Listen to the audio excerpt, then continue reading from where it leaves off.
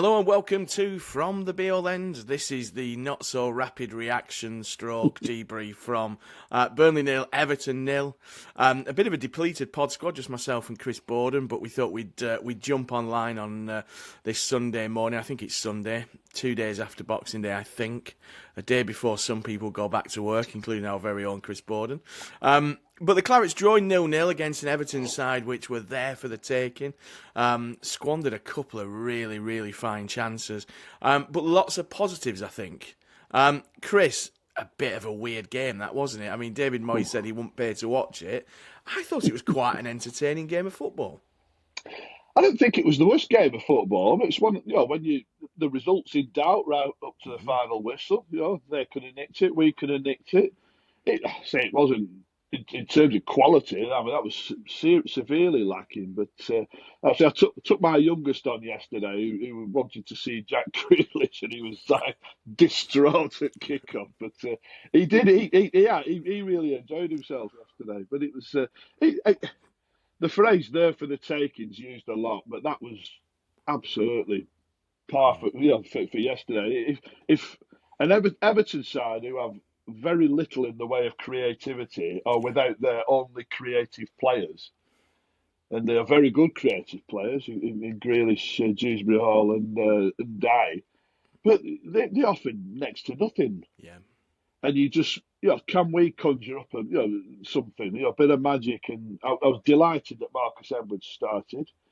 And people have said like, well, he lost the ball quite often, but he's the one who's trying to make things happen. It's a phrase I use often, and it goes back to people like Chris Eagles, who again splits the crowd. Yeah. But I like players who try to create something, and it's not going to come off from all the time. But when it does, like the little lob pass through to That was an Brun absolute Larson, beaut, wasn't it? it's a game changing moment. And Brun Larson, I know it's rising up on the bounce, isn't it? Again, when he catches it, but he's got to hit the target at the very least, and if he does, he scores.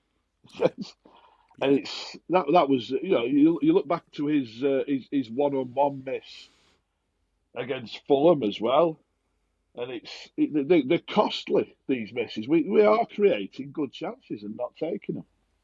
Yeah, I mean, we'll start with Edwards. I mean, I agree. I think it's that risk and reward. And I heard the commentator on the Palace game the other night, Seb Hutchinson, I think it was, say the way Adam Wharton plays is that his completed passes won't be as high as other midfielders, because he's always looking to try and play it forward, and not every ball's going to come off. You need players like that in your side, don't you? I mean, we've had half a season near enough of sideways and backwards passes and probably really nice looking pass completion stats. But if they're across your back line or in the two defensive thirds, if you will, it don't count for anything, does it? You know what I mean? You want a player who's gonna get there. I wanted to pick up as well on something that you mentioned several times last season, and I spotted it again yesterday. As soon as Edwards gets on the ball, there's three players around him. And you mentioned last year, look, Edwards perhaps lost a bit of his effectiveness once teams had worked him out, but it then freed up so many players because they've got, three players around him all the time. And that's the kind of thing we need, isn't it? Because we're just not able to go toe-to-toe, to use a phrase of a former manager. You need a player who's going to drag a few players away, don't you? Absolutely. I mean, that's when Jadon Anthony flourished, when he had more space and time on the other flank, and he just played through the ball for. I don't think we'll ever know whether Zian Fleming was onside or not. It looked tight, didn't it? It looked very tight. Got flagged, but obviously, I mean, he's dragged it in the minute. But no, you look back to, like say, the players like, I mean, Wharton. I always say, I go back to you look at his performance at the Turf, and I thought all his passes were backwards and sideways until there was one pass second half that created it can kill you with one pass, and we've not that Edwards is that type of player. But I thought we restricted Wharton, and thought we did ever so well. But like I say, you don't just want, like I say, playing round the horseshoe all the time and back and it ain't a great spectacle, is it? Yeah, You need someone to inject something, whether it's skipping past someone, a little give and go, or a devastating through ball or yeah, something like that. And definitely. he is the one player. I mean, albeit Trezor, I think we all know Trezor can offer that, but Yeah, whether we see it is another matter. But he's just got that key to unlock teams. You don't get described by people like Pochettino as like Messi like, yeah, without having ability. yeah, And he's got it in spades. If we get a dead ball, you'd fancy him to tuck that away on the edge of the area, that sort of thing. I, again, like the whole physicality side of it thing. I mean, yeah, he did get bundled off the ball and knocked off the ball, but bear in mind he's got on that right hand side, he's got Kyle Walker. Right? yeah. I thought he was terrific, Kyle Walker yesterday. I mean, Yeah, he did. Yeah, yeah, he yeah, needed that as well, didn't he? yeah, his use of the ball wasn't, spectacular at times, Kyle Walker, but he basically does so much hard work Mm, covering for. It yeah, can allow the wide player like Edwards to essentially cheat. yeah. And Not have to come back.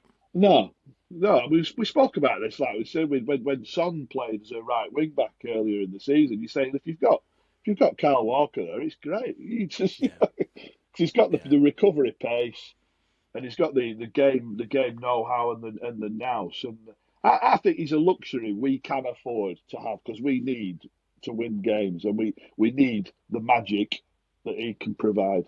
And I know there's a few people he didn't do know, did he? But well, he did. Yeah, yeah. Yeah, I mean, if Brun Larson scores that, we win 1-0 because I don't think Everton, I think Everton kind of sense that they might get a point out of it. Even when they start throwing on the likes of Barry, who I have to say just looks like he's won a raffle to be a footballer. They didn't look like, yes, there's the flick from Beto and things, but I think Beto may be offside. And then all of a sudden, Edwards creates the goal-winning chance, doesn't it? And it's that yeah, fine margins. I know Scott Parker likes to talk about fine margins, but it is that kind of, when you're looking at that, lots of people are like, oh, Edwards didn't really do what I expect him to do. It's a bit like, it's his first start in the mm, Premier League for Burnley. You sense that, a bit like Breuer, he will get better the more time he's got. Because, mm, we were talking about it at football this morning. You can't expect the likes of Trezor and Edwards when they're coming in with 7 or 8 minutes to change a game. And we know Edwards has helped to change games. But sometimes players are trying too hard, aren't they? Because they're thinking, right, God, this is my window. I've got mm. 7 minutes to make an impact. Do you expect that Scott Parker now perhaps senses, actually, you know what? We can play Marcus Edwards? Because, of course, in the build-up, he talked about when do you throw Marcus in? Is it 25 minutes when the game's been softened up a bit? And then all of a sudden he appears on the team sheet. Do you expect him to perhaps now think, right, Edwards gets a prolonged period in the side? I leave him in there. I just you need bravery to play at this level, and he's brave. Like say, if you get Yeah, him bundled off the ball, you're losing possession. You need to have the desire to go and keep looking for it, keep trying to yeah, influence the game, and that's what he does. He keeps looking for it. He doesn't get downhearted just because he's not created that chance or scored that goal. And I look at the alternatives. I think Chowner, is he great tracking back? Not overly. Is no, he giving you a lot going forward unless he's scoring an absolute screamer? Not really. Edwards, like I say, I think you've got that insurance of Walker behind you. I think Anthony on the other side's diligent. He looks bereft of any yeah. goal Creative threat at the confidence. minute. Yeah, Yeah, yeah. Brun Larson again. He's diligent, works hard against the ball, and again he's one that splits the crowd, isn't he? But I just think you have to. Yeah, well, I think we've got to persevere with Edwards. I think you've got to persevere with Breuer. I thought Breuer looked. I thought he looked full of beans after his goal at yeah, Bournemouth yesterday. So nothing's come off in the way of getting an opening or getting scoring a goal sort of thing. But his willingness to drive with the ball, to turn with the ball, he was good in the air against, as we know full well, two very good yeah, yeah, aerial centre halves. that was the thing. The one thing that upset me yesterday, and it's one thing that Burnley fans used to go on about a previous manager for late substitutions, and I thought Scott Parker's substitutions again. I've seen that on average he makes a sub in the 70th minute. Apparently, Yeah, it's far too late. And we're talking yeah, about giving people time to influence a game. You look. What does Tarky and Michael Keane hate most of all? That sort of pass down the side of yeah, them, yeah, which Edwards could provide. And yeah. we need someone with the sort of pace and just.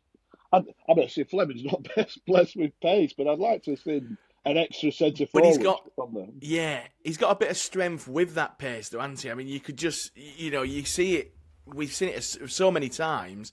Wolves, he bullied himself for that. Bullied the defender for that second goal. You almost, Breuer did a good job. I agree. I thought his feet were fantastic in the centre. In the centre of the park where he's picking balls up and dancing around players. But I agree with you. We were just crying out. You're watching the seconds tick away, and then you see him send Fleming out and Trezor out to warm up, and you think, right, here we go, this is it. And then, but it then takes an age for him to get on. You know what I mean? You're Oh, kind of like you're waiting, going, oh, hang on a minute. And I said to Toby, who I go on with, I said, if we score, because we were creating a couple, if we score here, them substitutes are putting their bibs back on and sitting back down because it's, he's a reactive substitution kind of guy, isn't he? oh, Just kind of looking at the left hand side. I mean, we had Perez who again in for Hartman, and we'll chat about Hartman briefly in a few minutes. The return of Bashir Humphreys. I thought he was magnificent for someone who's not played this season, obviously been out with injury. But what I really liked is, as a centre half, and I know we're essentially playing three centre halves, he was beyond Pires at times. That's kind of almost a bit of a new, we've not really seen it. It's almost Sheffield United-esque, isn't it, when they used to play them three centre halves that had bomb on. What did you make of Humphreys' performance yesterday? I think he can be very proud of himself. Considering, man, I was watching some footage from the club on their social media during the week that suggested he's not ready. He's not right. I think everyone expected Worrell to play. He's obviously picked up something in training, as Scott Parker said, right at the death on Friday, by the sounds of things. But it's his Premier League bow, so it's fabulous for the kid. But he's come through a super setup that produces Yeah, a hell of a even if they don't play for Chelsea, they produce a hell of a lot of Premier League footballers. So he's had a terrific grounding. He's done well in the Championship, and he stepped up. So you look at the kid; he's got all the attributes, hasn't he? He's calm, composed on the ball. He's a good size. He's good in the air. He reads the game well. I think he's got a super delivery on him. As you say, he was sort of yeah, alternating with Perez. Which player is going to be on the touchline, whipping yeah, yeah, balls in, and so on and so forth. It's a strange one because Beto seemed to gravitate towards Ekdal. I think he thought he could bully Ekdal, yeah, and it was a bit, it was like a 50-50 contest. yeah, Ekdal sort of stayed in the battle and kept persevering, and it was even Steven at the end. But yeah, it almost made Humphrey a spare centre half, if you like. But why on earth we lined up with three centre halves against one yeah. one centre forward? I'd never know, never know. Yeah, I was going to touch on that because I think it became clear within about 10 minutes that there was no real need for a five at the back. And actually, the first half, I thought, the midfield for both sides was lacking a little bit of something that, I'm not saying Josh Laurent would provide that, but I just felt that if we could push somebody further into midfield, we'd perhaps then release a little bit more going forward.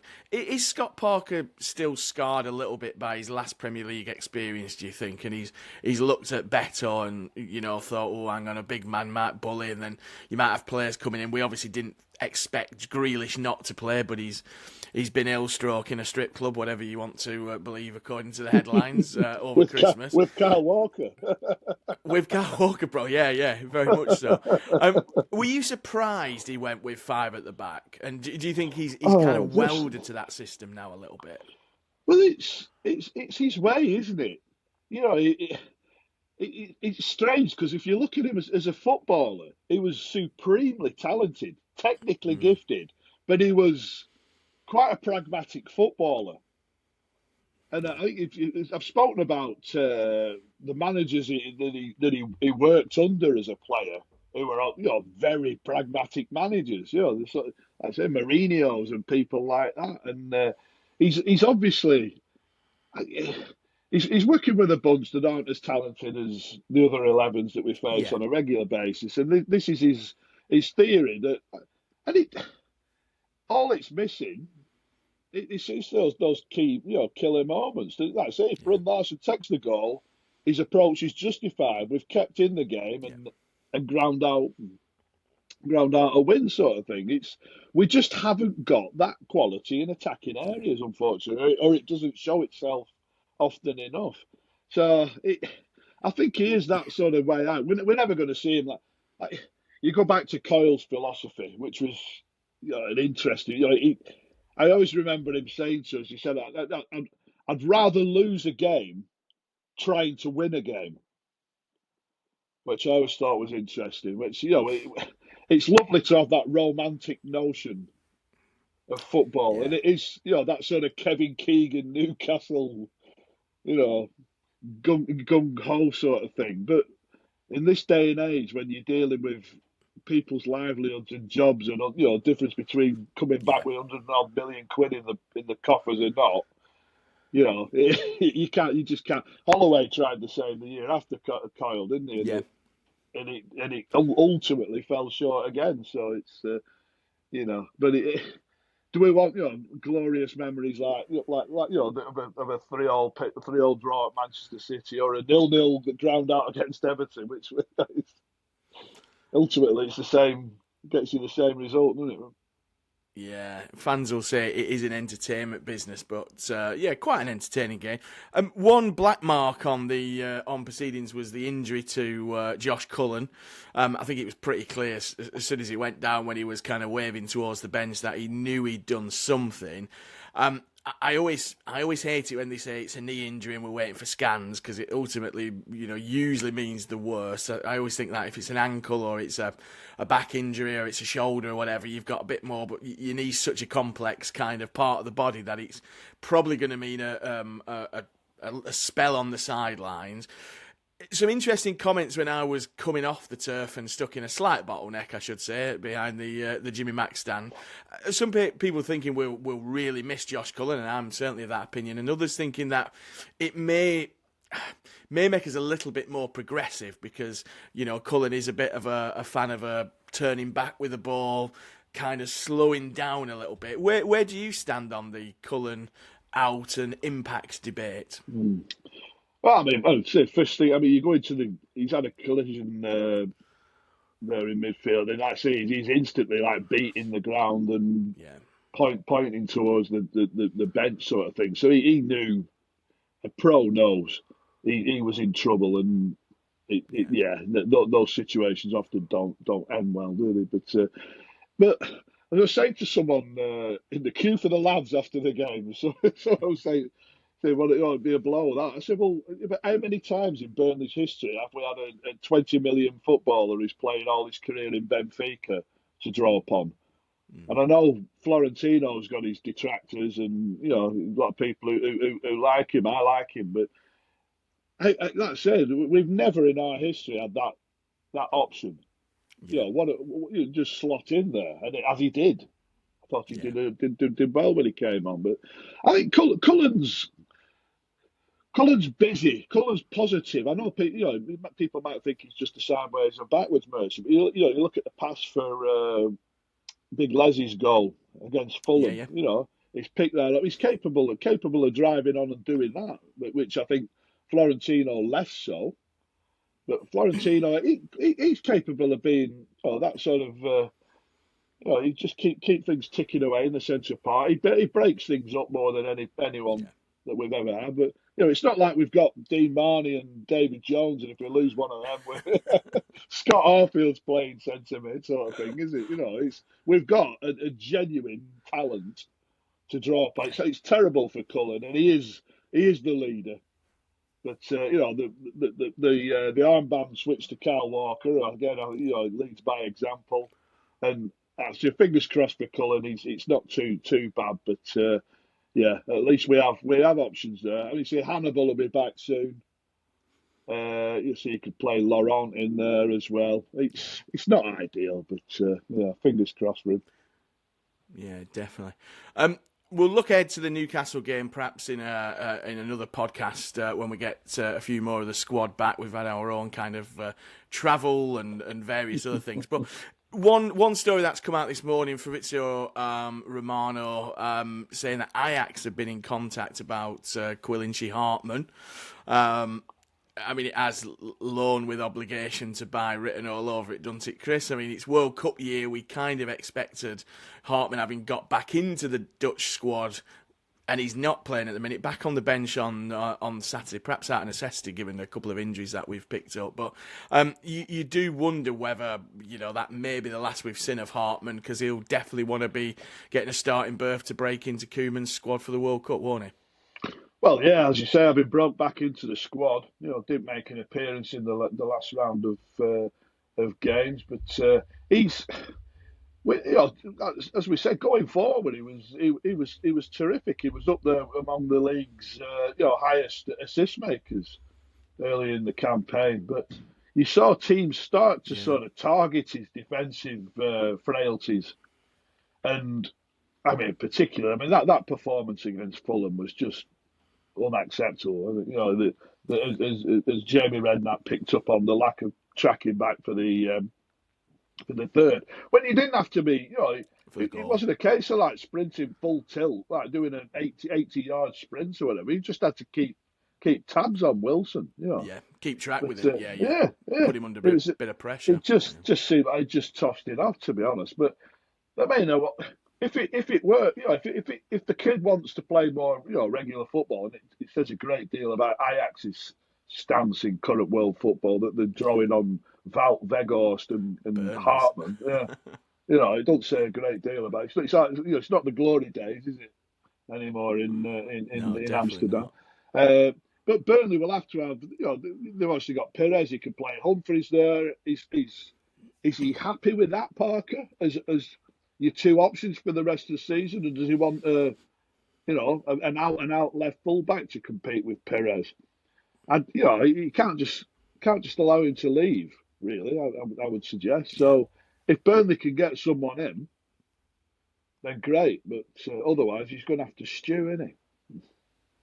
Yeah, and it is, I think we both agreed that, dropping him from the squad was the right thing to do, because I think, in the situation you're in, you can't carry players who aren't willing to kind of, go through brick walls. I thought it was quite telling on his Instagram story. How players have these Instagram stories, Burnley versus. There's a picture, he had a picture of him and Scott Parker together, which I thought was quite telling. I think that's where we're going to leave it for today. Chris Boden looks to have disappeared into the cold December morning. Thank you very much for watching, stroke listening. We'll hopefully be back for a pre-Newcastle fixture preview, but until then, up the Clarets.